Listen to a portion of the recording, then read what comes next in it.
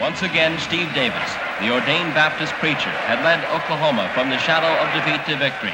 Just as he had done in every game he had quarterbacked at OU, with the exception of the tie with USC in 1973 and the upset loss to Kansas.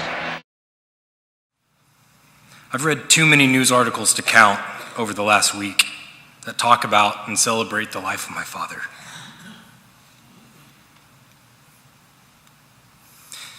And you don't have to search for very long before you stumble across the word legend.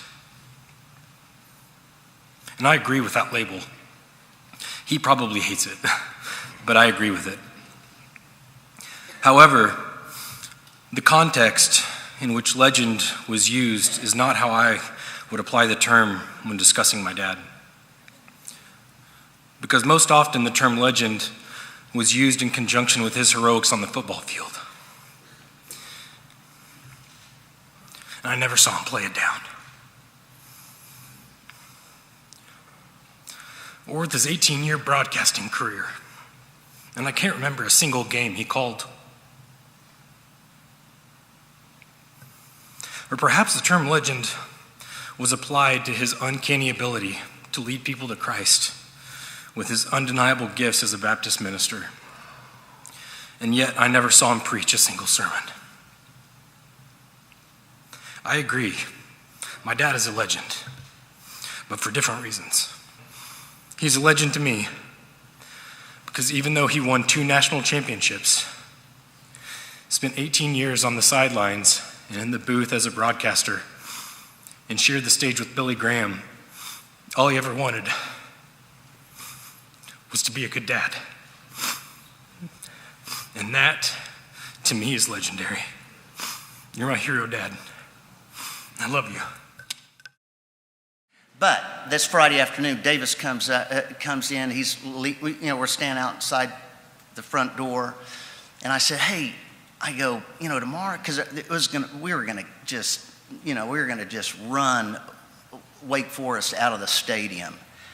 But I said, during warm-ups or something, could you hit your helmet or something, just to say hi? And so he goes, the first play, without batting an eye, the first play of the game.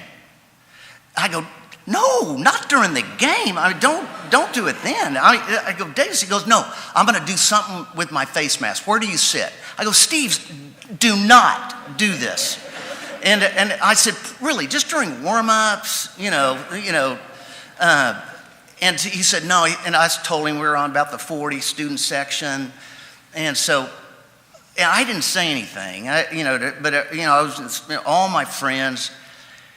But then I started getting a little cocky right before the kickoff, and I said, so I started going, "Hey, you guys, Davis might do something. He might look up here, with his, do something with his face mask."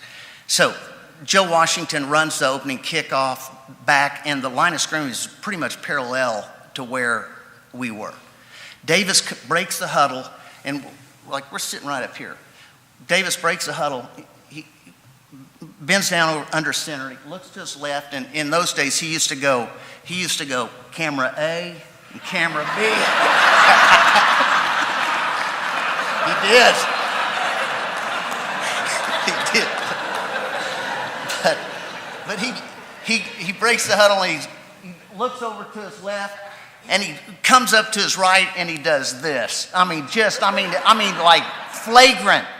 And the student union or student section just, "Yeah, Davis!" I mean, before he even handed off the ball to Joe Washington, but he did. We have great memories, and a lot of them are beyond the statute of limitations. But I'm still not going to talk about them because of time. But I rarely saw Steve without a smile, even through the telephone when we'd talk. He had an unending, heartfelt desire to live by faith and optimism. It was bolstered by God's love, by God's strength, and by God's grace, and Steve knew that. And then the most humbling experience of my life is when Rhonda and my wife did the playing. I mean, I tell people I'm married up. She just keeps getting better and better. I just keep getting fatter and fatter. But when Steve agreed to officiate at our wedding almost 37 years ago, and little did I know that the significance of that moment. And he pronounced us man and wife, and there was a slang that I'd always say that when something significantly emotionally affected me, I'd say, man, that really fried me. And then I'd say, that charcoal fried me. And so after he pronounced us man and wife, he said, now Roush Fryer.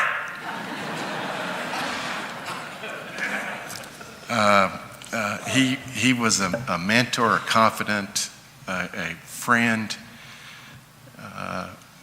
a guy that was our leader. He led us through a bunch of adversity during the years that he quarterbacked. And he was a teammate of mine on the field. He was a brother in Christ, and I will see him again. I think when you have an extended family like I do, when you live longer than you, one of the greatest fears I have in life is outliving my children, and I don't want to ever experience that pain or ever know that pain. And as the Davises feel today. But when you have an extended family, as I do as a football coach, that's going to happen if you live a long time. And I've been fortunate to live longer than a lot of people have, and I've lost quite a few players through the years. So this is always a sad and somber occasion, as you say it is. And yeah, I didn't really have a chance. My neck doesn't allow me to kind of turn around and see who's behind me, but I got to see quite a few players and coaches that we coached, Steve.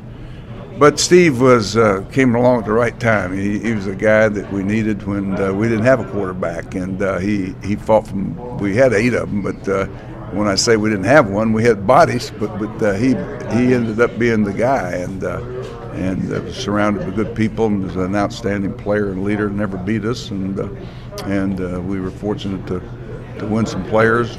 Great defensive team, and win some games because of the players we had.